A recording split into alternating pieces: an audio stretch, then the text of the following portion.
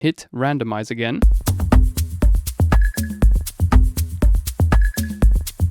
Using loops all the time can get pretty boring at some point, let's be honest. As producers, we always want to create something of our own, something that sounds unique to us. So in this video, I'm going to show you a pretty cool and crazy technique to create unique sounding drum grooves. Let's dive in. Let's say we have a rhythm that sounds like this.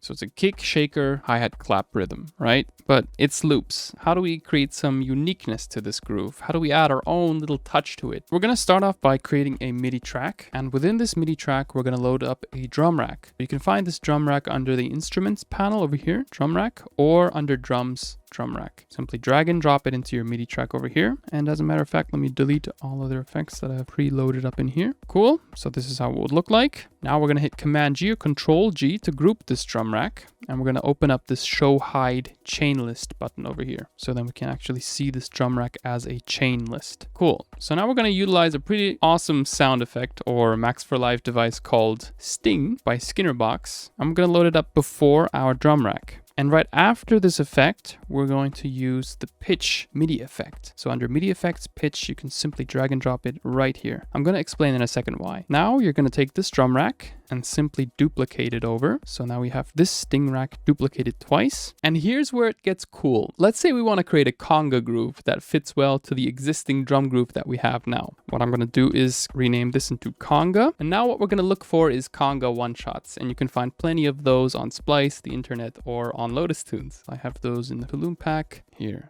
So I'm going to take the conga samples and simply drag and drop them into the pads of this drum rack over here. Cool. Now I'm going to just dial down the volume of the entire instrument rack. You know what? We're going to rename this into Crazy Drums. Now we're going to hit play.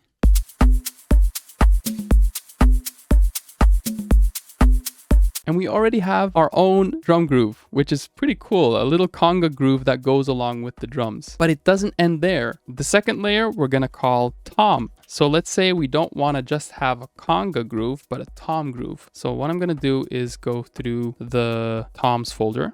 And let's say I'm not feeling inspired. I just want to have something that generates a tom groove for me right now. I'm going to select all the toms here, load them up into my toms channel over here. Ta-da! Now let's give it another playthrough.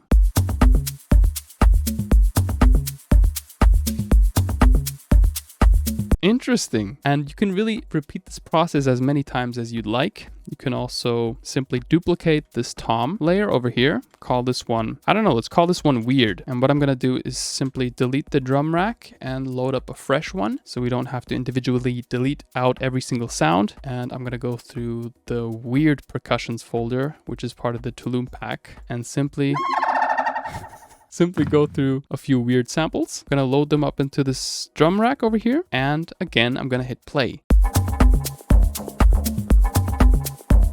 And you can repeat this process endlessly and come up with very unique grooves. But now let's go into the functionality of this specific rack and what it does. What does this Sting instrument do? What does the MIDI pitch parameter do over here? If we hit this guy over here, it'll generate us a new MIDI pattern. So it'll sound different each time. See, it also says click to generate a new pattern. We're on the weird layer right now.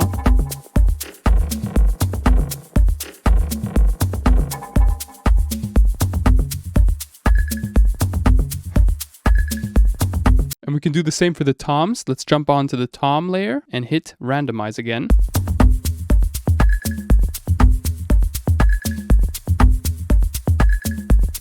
And let's do the same for the conga.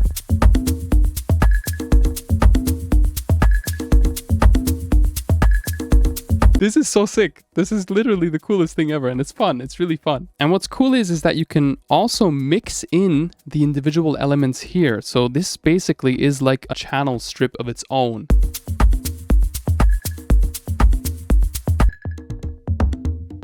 Okay, let's stick to the conga layer for now. So I'm going to mute out the other layers. If we change the density like this, it'll create a different smile. And if we do it like this, it creates a smile that looks kind of weird. So if I hit high density, I have a lot of notes, a lot of congas. If I decrease the density,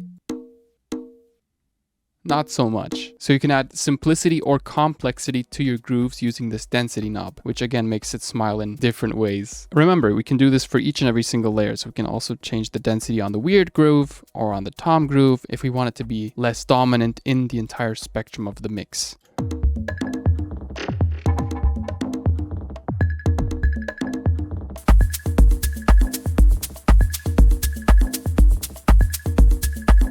This is crazy. If you want to add some swing to your groove, so a bit of humanization, you can type in a swing value on each and every single one of these layers. Let's go for 20% swing on the congas. Let's do the same for the tom, since we want everything to have the same swing. It adds a bit of rhythmic shift. Let's again stick to the congas for now. Let's add 40% swing. 60. 80. Notice how the timing of the congas is a bit different. It's a bit off and more human. I'm going to blend in the toms and take out this weird percussion layer because I think it's a bit too much. So let's keep it simple, right?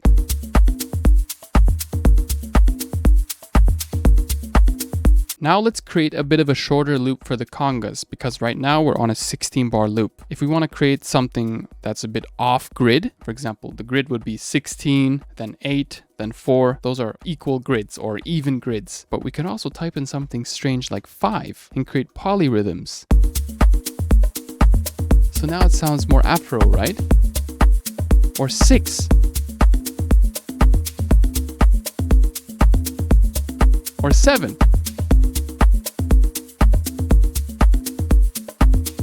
And if I want to stick to an even groove, I can go back to 8. That sounds more standard, right? Go back to 5. I'm vibing to this. Awesome. And if you'd like to create some extra rhythmic variety, that's where this pitch MIDI effect comes into play. I'm going to hit play.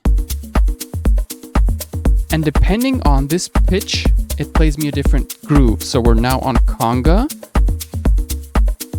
Increase the pitch. Different groove, right? Awesome. This pitch basically determines which pad of the drum rack is being played within this section over here. So if I pitch it up a lot, you can see it's playing up here. And if you pitch it down a lot, it's playing down here. And this basically gives us a bit more rhythmic variation or variety in the samples that are played. You can also do the same for toms.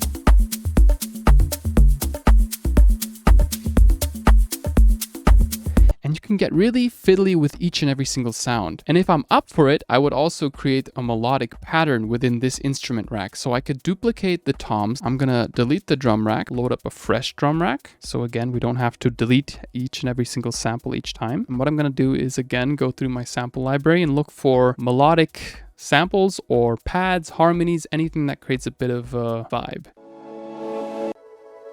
Let's say I wanna go for this one. Put it on here.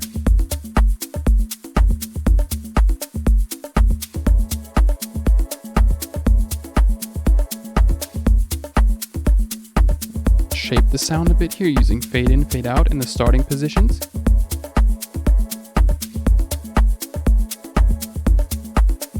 Interesting. Can also pitch it up.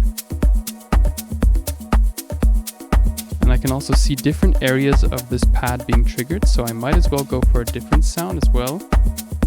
Back it here. Make sure they're on the same pitch.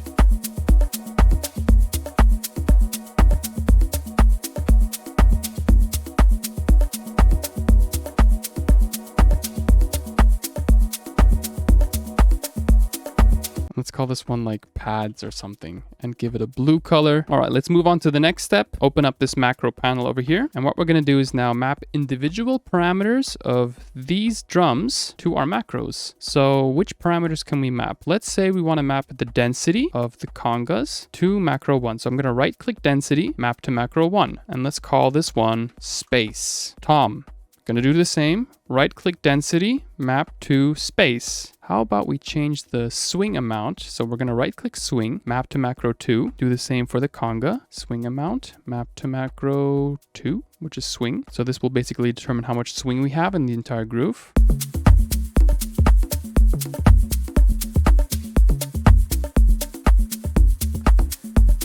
Cool.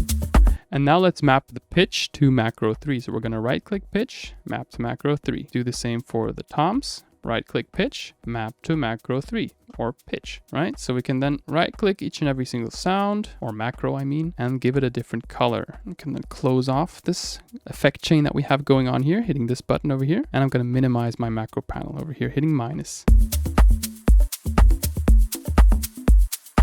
Let's call this one variation. That is so dope, dude. I'm gonna call this one Sting Drum Creator. Creatro. If you like these sounds, you can grab them all on lotustunes.com. And as always, if you enjoyed this content, feel free to hit that like and subscribe button because it does help the channel grow. I'll see you in the next one. Peace.